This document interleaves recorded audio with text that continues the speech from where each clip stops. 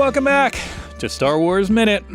It's the daily podcast where we analyze, scrutinize, and what's the difference between families and tribes. The Star Wars movies, 1 minute at a time. I'm Pete the Retailer from PeteTheRetailer.com. They call me Alex Robinson from AlexRobinson.fun. They call me Lacey Gillerand from The Resistance Broadcast and StarWarsNewsNet.com. I don't know if they do, but I'd like to think they do. They do. Sometimes they call you Lace, though, because they're Sometimes. a little bit shorter. A little bit lazy. Yeah. Mm-hmm. A little bit lazy. But the welcome back. Thanks for helping us finish out the week here. We're at, minute 30 of Solo, a Star Wars party. Minute 30 starts with Han asking Chewie what he's going to do with his share. And it ends with Han being tossed his famous Han Solo brand blaster.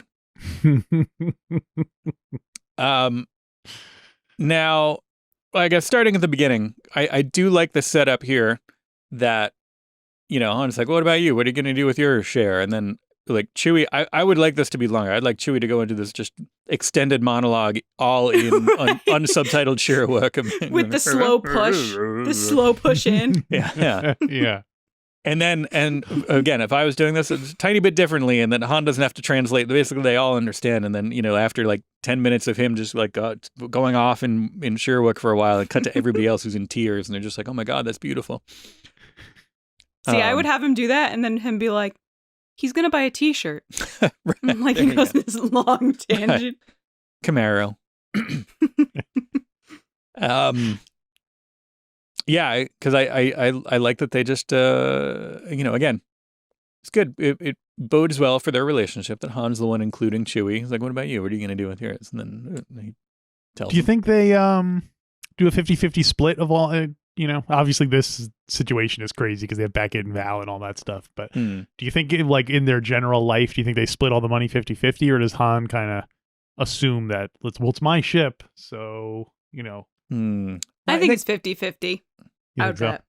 Mm-hmm. I think most of it probably goes to the operation of the, you know, into operating expenses, essentially. Back into the business. Yeah.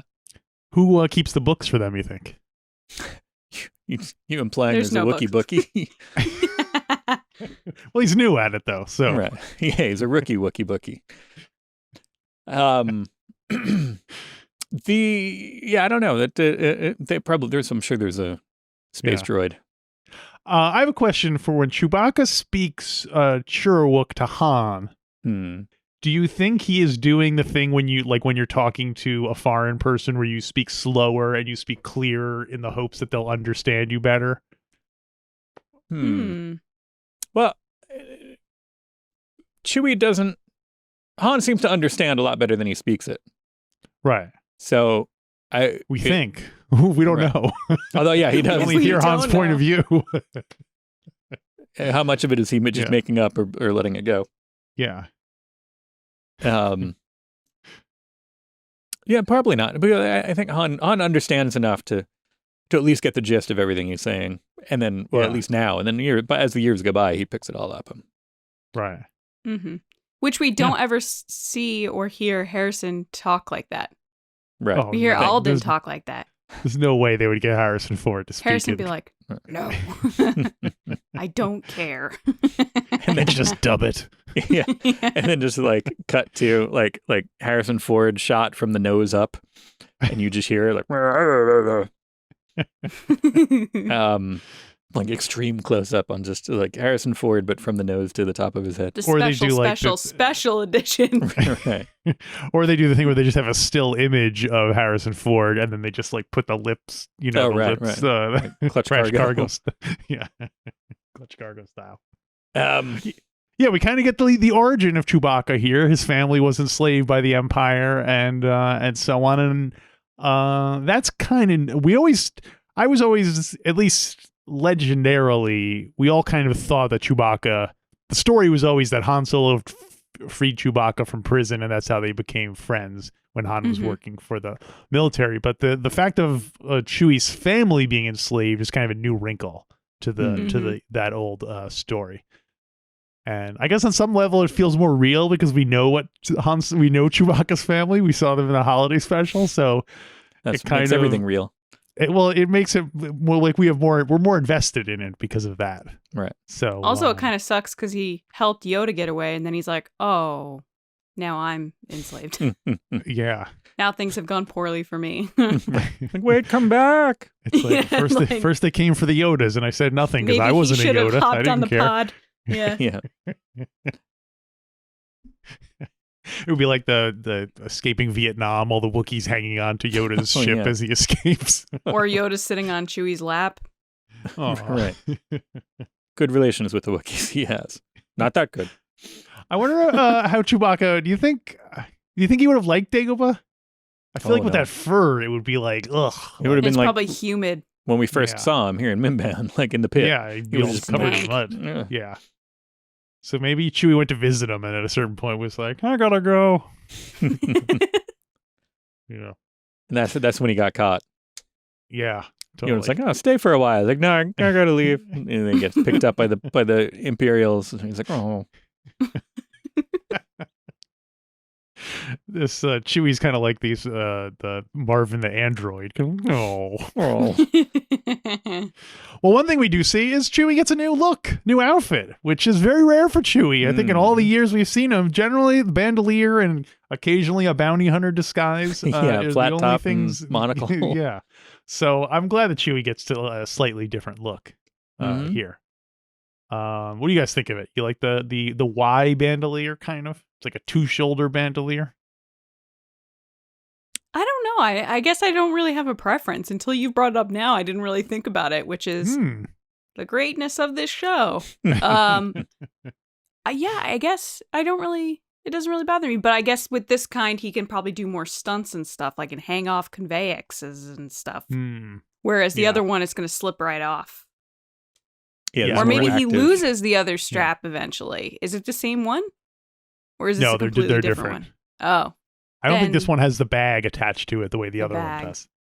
I would take this one because I feel like I'm a big person that's like, hey, if I have, a purse or something, I want to make sure that it's safe, it's connected. Mm-hmm. So I'd want the one with the 2 straps. Yeah. Yeah, it's a good... I like 2 straps being your nickname. Lacey 2 straps. Lacey 2 straps. That makes it sound like a fancier thing than a bandolier, though. If it's got Lacey 2 straps. Yeah, it's true. It's better than Lacey underalls, which I've heard my entire life. Oh, I didn't even occur to me. Caddyshack. Right. I do like that we introduce him first and then we see him wearing it, so we don't have to have a minute of like, is that oh right. What was the guy's name? Tarful? Chief Tarful. Oh yeah. Or Kristan. Yeah, Black Chrysanthemum. Mm-hmm. It is a little like we meet him and then we see him put that on, so he's not. I don't know, not that it would cause any confusion, but I like that order better than seeing him and then I don't know. I also think Hasbro's like, yo, we gotta sell some figures, so can you add something? Yeah. Chewie with a new hat. Yeah, exactly. He just walks around with a top hat for no reason except, hey, we needed to make a new figure, so. Right. It's fancy. One of my favorite tropes that a lot of sitcoms seem to do, especially, is they'll do a fake flashback to an earlier time, and it'll be the same actors, except they'll have like mustaches. Mm-hmm. Oh, really? Something. With girls, it's the bangs theory, which happens here in Solo. Yeah. We've talked about it on our podcast with Kira. It's like when a girl is younger, all of a sudden she has bangs. Yeah, that's yeah. That's true. That is the female version of it. So I wish Chewie, I wish we had caught Chewie like at a time where he was experimenting with some, personal grooming things. Like he'd have like shaved sides or like a perm or something to kind of let you know that this is a different. I guess then he would be almost unrecognizable if he had a perm. You'd be like, what is? That's the thing. Then we get to meet him first and then have it, have him say who he is, so then we know. That would be the last line in the movie. You'd be like, say, what's your name anyway? Yeah, the outrage people would have had. That's not my Chewie. Chewie with a perm. You got a perm. Big afro. Hair bears. Yeah. I do like, again, when you talk about the shaved sides, brings me back to the frat boy thing. The Wookiee frat boy with the shaved sides, maybe with a little thing in the side.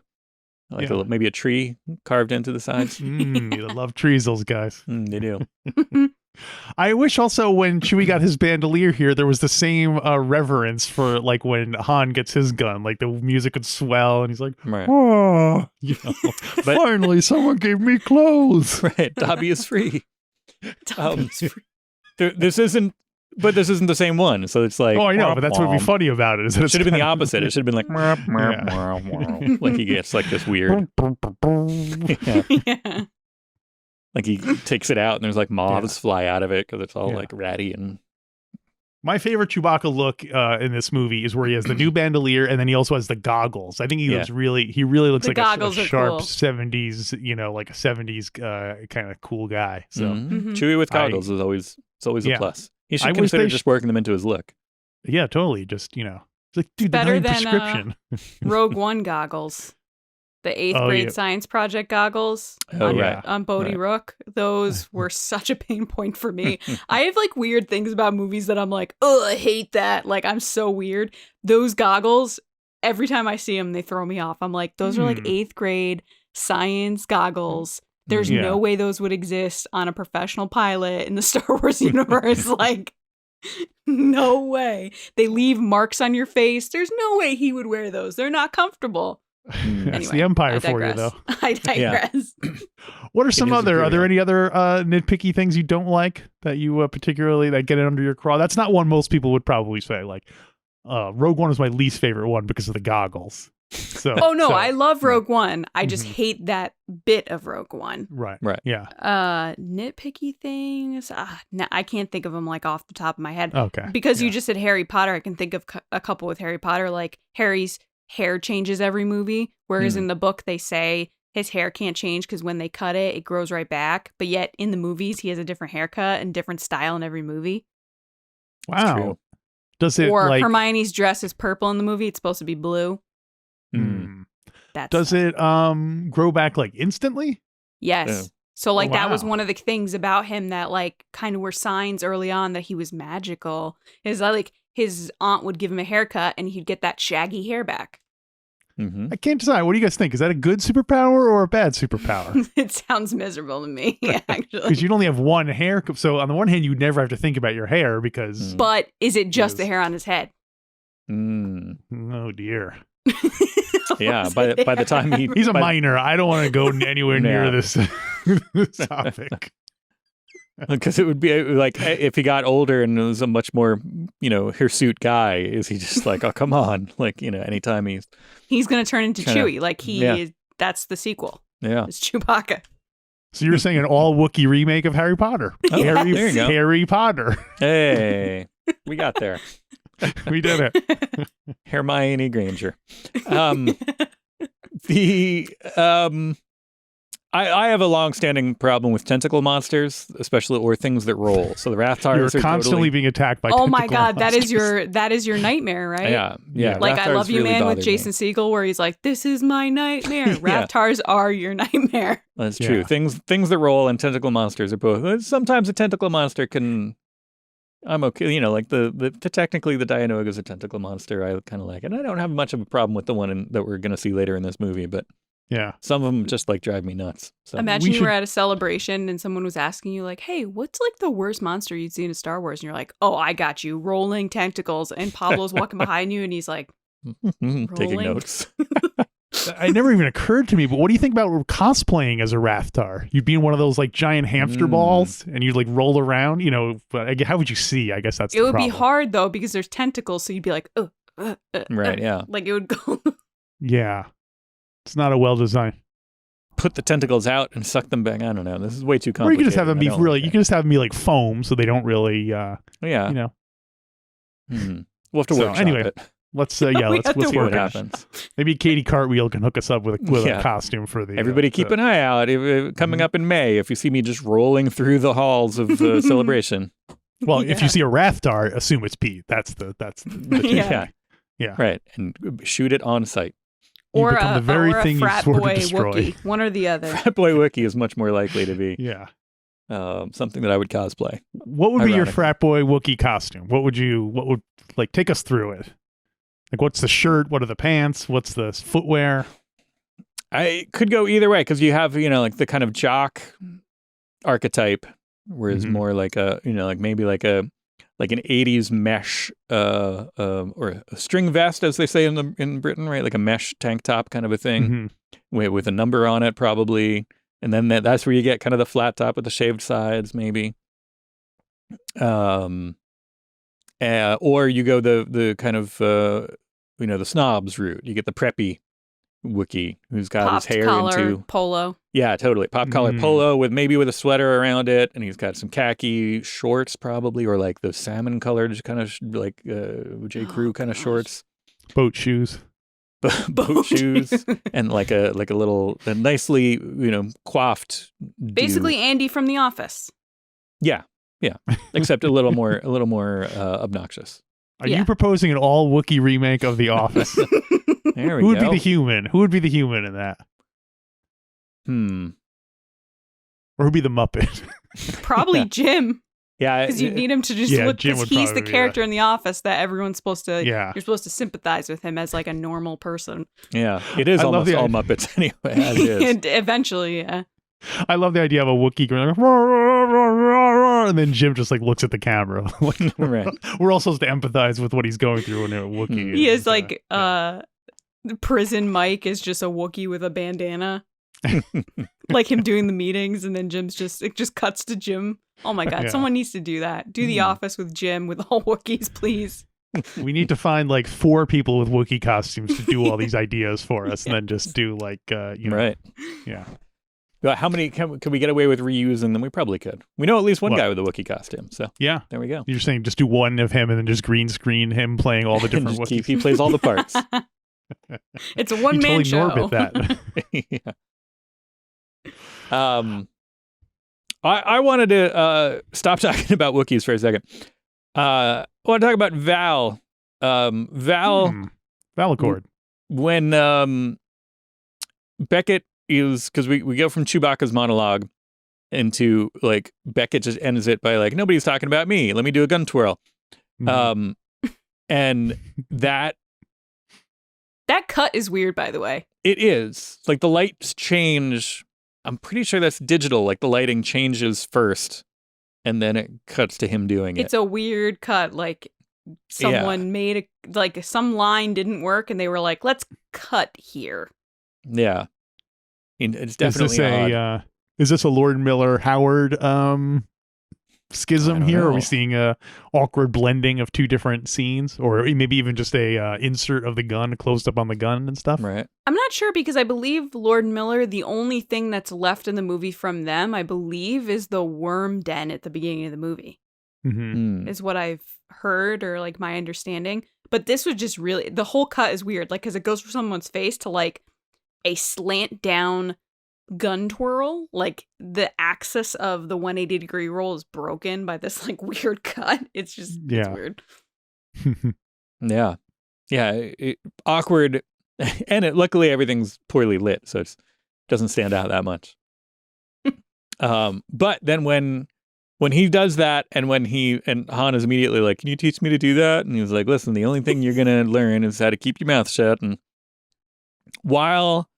I love that while he's doing all that, we see Val for a second. She's got almost like an eye roll, like not quite an eye roll, but she's just like, like, she's not having any of it from either of them. She's not into Han Solo. Like the fact that Han Solo is starting to imprint on Beckett is she's just like she's done with this whole thing. Spoilers. She's like, I'm out of here. Yeah, exactly. So later on when she does that bomb, it's a little bit more than just kind of like, she's kind of like an excuse to get out of there. Right. Although again, we got to remember, keeping track when that actually happens, we got to see if she fakes her death or not. Because it's possible that she just wanted to get out of this situation. It's possible.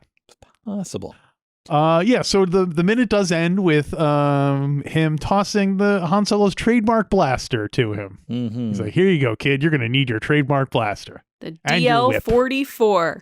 Wink." Takes 1 9-volt battery. To me, it's impressive that he gets this gun and manages to hold on to it for 10 years.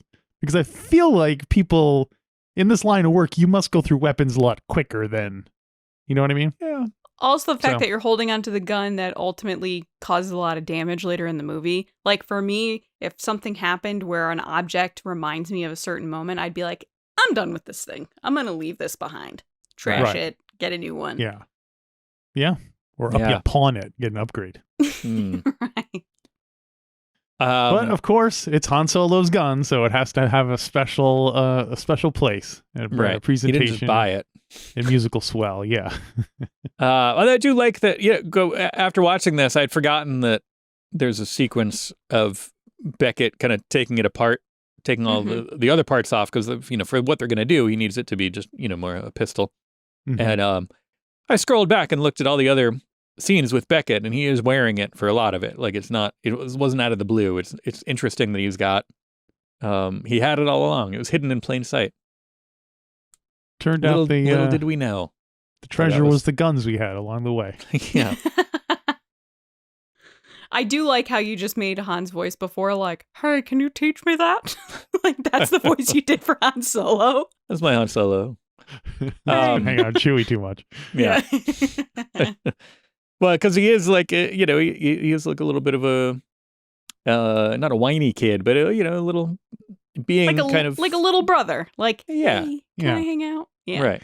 It is funny because if I didn't know, I would assume from this that we see Han Solo do that in a Star Wars, but I don't think we ever do.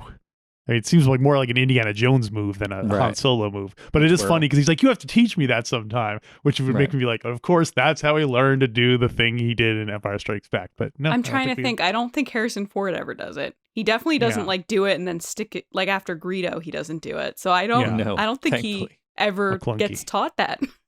Yeah.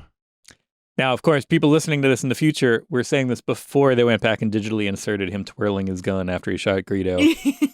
Yeah, we were talking about the pre-special edition.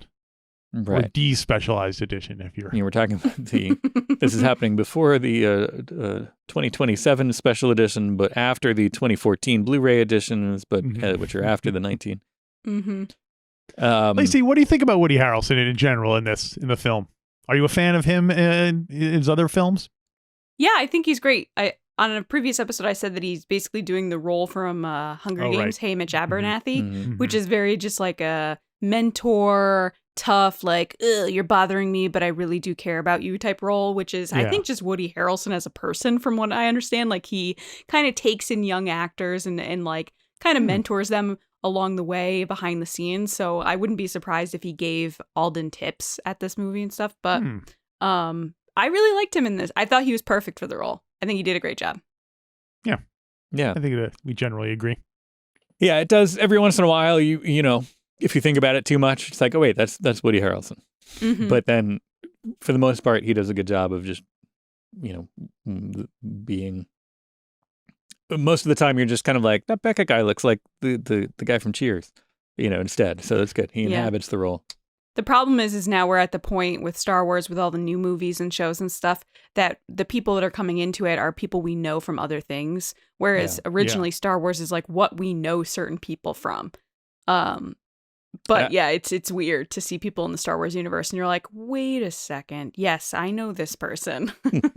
I try to maintain that still as much as possible. I feel like I did. The prequels had a few, like I knew Natalie Portman. I knew more people from the prequels probably. With the new movies, with the sequels, I leaned on my habit of not keeping up with pop culture enough. That once I knew that people were going to be in a Star Wars and I hadn't seen them in anything, I'm like, oh great, no, I'm not gonna. No matter how many times you tell me Attack the Block is good, I'm not going to see it because I know.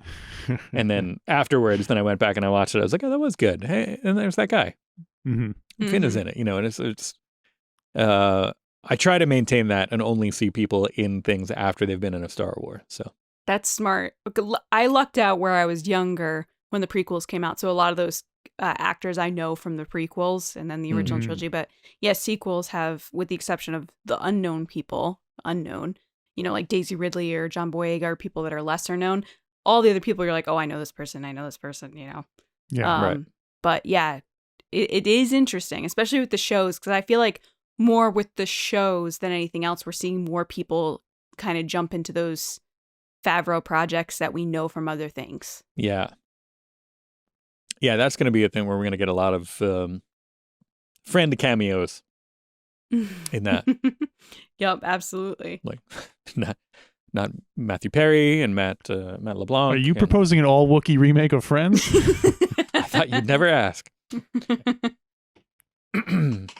Yeah, I love the idea of something that's so, like so much of Friends relies on dialogue, versus the other things we've been talking about are a lot more, like there's a lot more action going on. But yeah, now it's going to just get more and more ridiculous, doing like all Wookiee version of 12 Angry Men with the one human, 11 Wookiees, and no subtitles, so it's all just.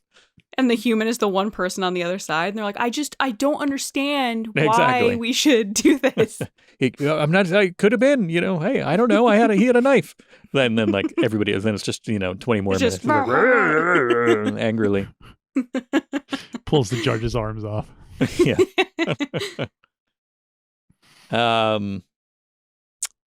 Then yeah. Oh, and I know I used it as a joke at the top, but I like the idea that he's not sure if he said tribe or family, and then what's the difference? Mm-hmm. And it's a sure it's been it's a bit cliche. It's been overused and stuff like the Fast and the Furious or what have you, but that idea of these guys, this disparate crew finding family in each other.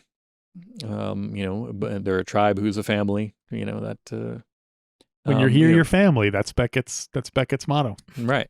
Isn't that Olive Garden? So it's Olive Garden, a Star Wars story. Right. Found family is my favorite theme of Star Wars, though. If we're talking about themes, unlimited breadsticks. Sorry. They get that bread from the powdered Ray. Green bread. Ray makes the bread. What is that called again? I want to say lambus bread, but that's portion Lord of the Rings. Portion bread, yeah. But yes, the breadsticks.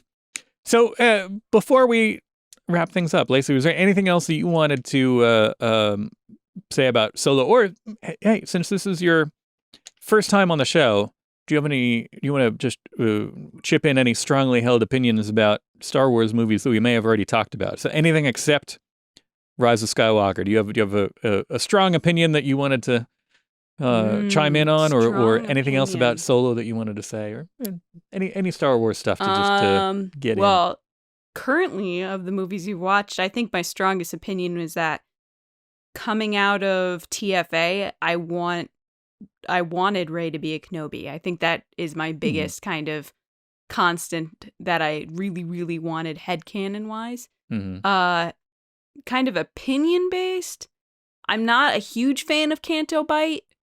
I thought it was kind of a little long, and it was a little kind of, if you take that out, it kind of questions okay, but what did Finn and Rose really do during the movie? But I loved The Last Jedi. I saw it in the movie theater 8-9 times. Wow. In the theater or including home video? In the theater. Wow. Yeah. I really loved the experience of going to the theater. I remember going to the theater. I think Solo was such a fun movie, and I don't think I've smiled as big as I have with the Kessel Run scene, which you guys will get to, is probably the biggest I've smiled in the new Disney era of Star Wars in the theater. The whole scene of him escaping the Empire, and I really hope to see this continued, which is the whole point of Make Solo 2 happen, is just seeing that continuation of Han and Chewie and these characters. Kira is such a good character. I really want to see more of her, which I was hoping she was going to show up in the Book of Boba Fett from what people are kind of rumors and stuff. So I have my fingers crossed, but other than that, I just really love Star Wars, and even if there's things that I don't like, I just kind of always am I don't like it, but there are so many other things that I do like that I don't dwell on them. If go ahead, were you gonna say something? Well, we're at that point. We've said it a couple of times. We're at the point that it's the increased output of Star Wars makes it so if you don't love something, that's okay. There's going to be another one in 5 minutes. You know what I mean? It's oh, absolutely. Right. Yeah. It's fine. And I think retroactively, as somebody who was who has gone through a wide range of feelings and emotions concerning the prequels, that it also kind of let them off the hook to a certain extent, that a lot of people had too much invested in them for, that there was no way they were going to meet everybody's expectations with the amount of hype and ridiculousness that I think that goes with anything. Yeah, absolutely. Yeah, and that with the new stuff coming out all the time, and the variety of things, and the kind of level of output, that it's just like, okay, well, the franchise is still going on, and maybe the prequels weren't your favorite, but there's more stuff and you can keep going. Whereas I think it felt like so dire to so many people that now hopefully people are able to kind of let go and just accept it as part of the whole mix of stuff. And I think we're in such a cool point as Star Wars fans that people have that ability. Like, we have people that love the prequels, people that love the original trilogy, people that love the sequel trilogy. We have people that only like The Mandalorian and only like those kind of Favreau universe type stories. And it's just exciting to hear new fans over the past 5-6 years that have gotten into Star Wars for certain things. Oh, I saw The Last Jedi and I got into it. Oh, I saw The Force Awakens. Oh, I saw The Mandalorian. I've never watched Star Wars before. Now I'm going back and watching everything. So that for me has been really cool to see. And I'm excited to see where they go from here, because obviously we have so many movies coming with Taika and Patty Jenkins, and then we have supposedly 11 series in the works for Star Wars. So, yeah. I mean, there's only, like you said, you don't like something, just wait. It's coming. More's on the way. Right. Yeah. All right. Well, thanks again for coming and hanging out with us all week. Yeah, I appreciate it. I had so much fun. Yeah, this is a lot of fun. And once again, remind everybody where they can find you, where they can hear you on a regular basis. Yeah, people can find me on Twitter and Instagram at Lacey Gillerand. I'm also on the Resistance Broadcast, the official podcast of Star Wars Newsnet.com, which we put out new episodes every Monday and Thursday. There you go.